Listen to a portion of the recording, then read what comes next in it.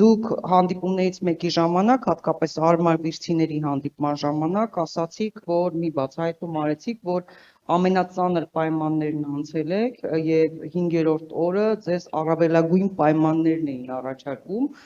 մի քաղաքական հայտարարություն արա, որ քաղաքականություն չես մտնելու եւ ամեն ինչ լավ կլինի, այսինքն ձեզ ազատ կթողնեն։ Դա ոչ միայն 5-րդ օրն են, շարունակեք։ Ուզում եմ իմանալ, ինչ առաջարկ է եղել, բովանդակությունը հատկապես, ում կողմից է եղել, ինչ պայմաններով։ Դա եղել է բանտի խցի պայմաններում, առաջարկությունը արել են իմ Մոսկվայի ընկերների միջոցով, բայց նախքան այդ առաջարկությունը նույնիսկ մինչև ձերբակալելը, որ 1000 հոգով հարձակվել էին տան վրա,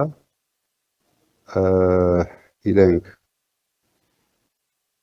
բարձր մակարդակով կոնկրետ ինձ արել են առաջարկություն, որ գնամ սուրճ խմեմ մի տեղ, հայտարարեմ, որ եկեղեցուն չենք պաշտպանելու,